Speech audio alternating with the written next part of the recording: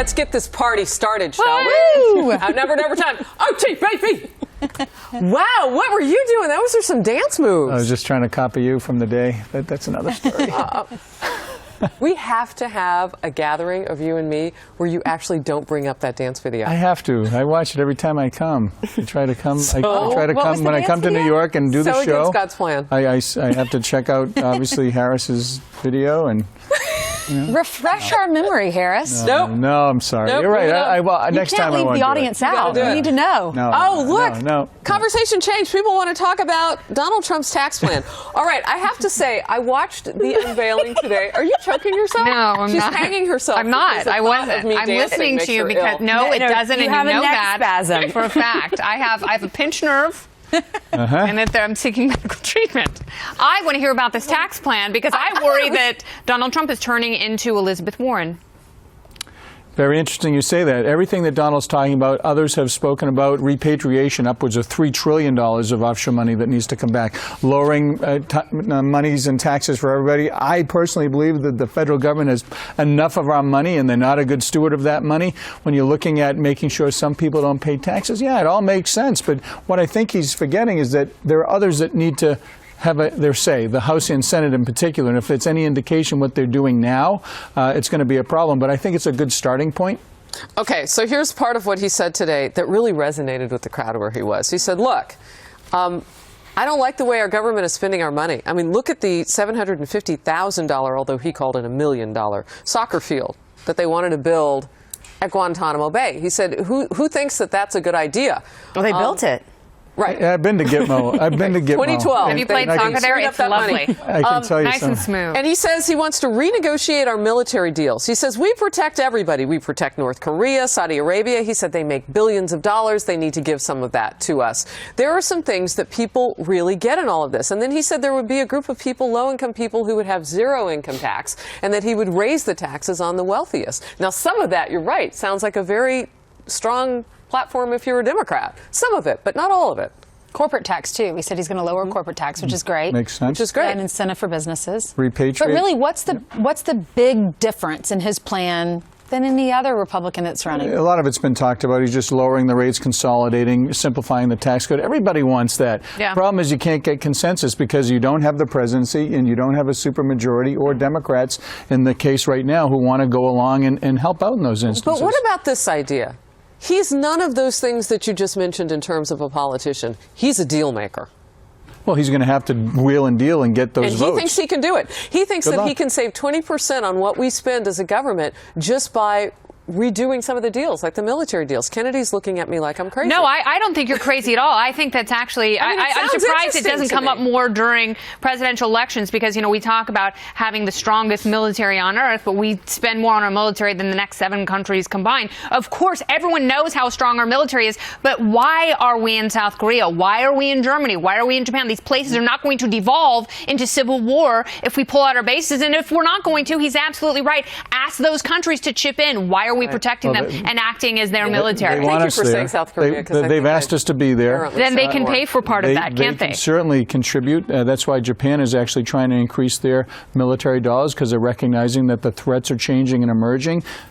So does this fall in that box like illegal immigration, Andrea? Is this one of those things that Donald Trump brings up that you said, oh, we've heard this from everybody, but it gets an exclamation point and some quotes around it because he's a salesman? Well, not only that, he touches on something that irks both parties. So when he talks about the fact that we're wasting money, giving it to countries like Saudi Arabia, which President Obama did 2 weeks ago, he basically said we're going to give the Saudis, I believe it was an upwards of $100 million at least, to fight ISIS in Yemen. We're giving the Saudis that money. When the Saudis have not taken one refugee. I'm sorry, but these Gulf states need to step up at bare minimum. And they should be stepping up to pay for a military presence if they've asked that we've been there. I mean, Donald Trump makes a lot of sense on this. The one area, to answer your question, Ainsley, where I do think he differs from other Republicans, is he's espousing this more populist, I'm going to go after Wall Street hedge funds.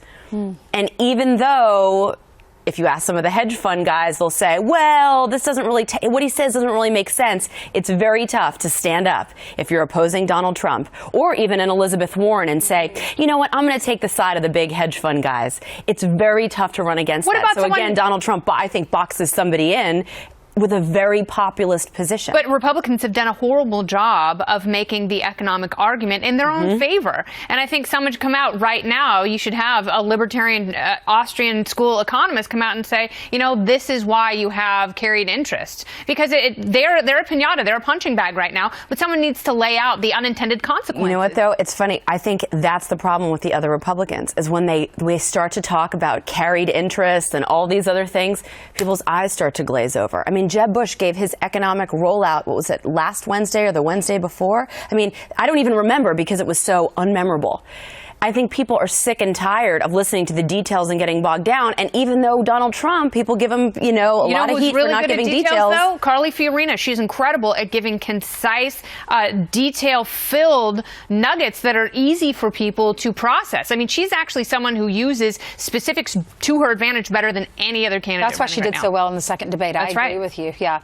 So, Andrea, going back to the Saudi Arabia deal, who is the one candidate that won't be giving money to foreign countries? Because how do we even know that they're going to be spending that money on what they say they will? Well, if you listen to the last debate, it seemed that Trump, Rand Paul, to some degree, I think Ted Cruz, we didn't talk a lot about it, have stood up and said, what are we doing overseas? And also have made comments like, if Vladimir Putin's going to be the one to help defeat ISIS, then we should help him out. Chris Christie has come out and made a comment about not wanting to nation build, but the others not so much. I mean, the others have taken a position where they believe we should be taking the refugees. I haven't heard, other than Donald Trump and Rand Paul, any candidate put pressure on the Gulf states to take these refugees in, because they say this is your problem. Yeah, we didn't help it in Syria, but to think that somehow there wouldn't be a refugee crisis in Syria if the United States hadn't drawn that red line is just ludicrous. I mean, Obama's Arab Spring has destabilized so many countries. It's exactly what Putin was talking about earlier. But maybe these Gulf states are smart in that sense, because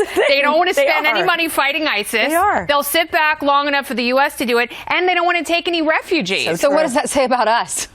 Well, that we're rudderless, kind of helping drifting everyone. from conflict to conflict. So Bridget 11 writes on the live chat, I like Dr. Ben Carson's plan for taxes, getting back to that if 10% is good enough for the Lord, 10% is good enough for the government. The low income will only pay 10% of their income, and the wealthy will give 10% of their income. That would be a huge tax cut for some people, and then others of the wealthy don't pay very much at all. What are your thoughts? Well, bottom line is these are all proposals, and it's a good starting point. You need to start somewhere. The final plan that Donald's putting through, it's not going to be the final plan if, in fact, it moves forward and if, in fact, he's the president. But I believe the federal government is too much of our money right now. Amen. And the code, one of the things I liked about what Donald said was, listen, it's going to be simpler, fairer, and more transparent, and we're going to just throw away the tax code. I love that. I love all that stuff. Listen, the way you delivered it too, Senator. I mean, that's in a simplistic way that everyone can understand. Yeah, it's powerful. It's not mired in the details, so everyone's falling asleep, and that's what Trump does.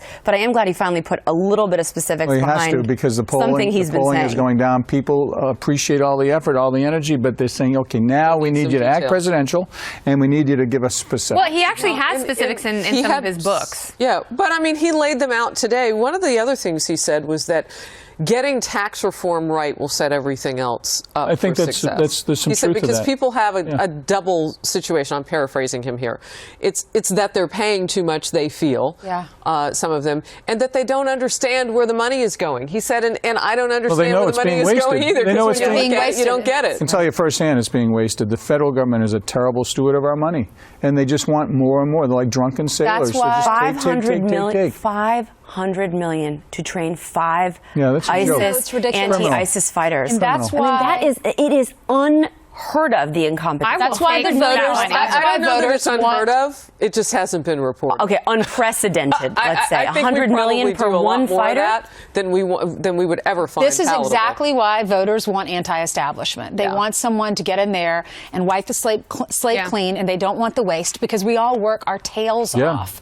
You know, we all wake up early in the morning to get your kids to school, to get to work, to put food on the table, and then when you hear about all the waste in Washington, it's just ridiculous that we're all working so hard. And that your kids aren't going to be as well off as you are. I mean, that's a really scary thought. It is. What are our children inheriting? What are we teaching 18 trillion. them? That's what they're inheriting. 19 now. It's 19 trillion. 19. And Senator, you bring up a good point. I mean, it's that distrust that people have in government. They just don't trust. I mean, Senator period. Coburn had a fantastic black book Yeah. of all the fraud, waste, abuse, And stuff it's that we could do. bipartisan. We could do it tomorrow and save a few $1 trillion, and Yeah. they don't do it. It's bipartisan. common though, sense, yeah. Because they're all in Washington But together. even is the that- duplicate programs that are in there, and that's one of the. It's not just shrimp on treadmills. It's some of the other things that there's 17 programs that perform the exact same function. Streamline, How is that not consolidate. wasteful? Let's Yeah. go.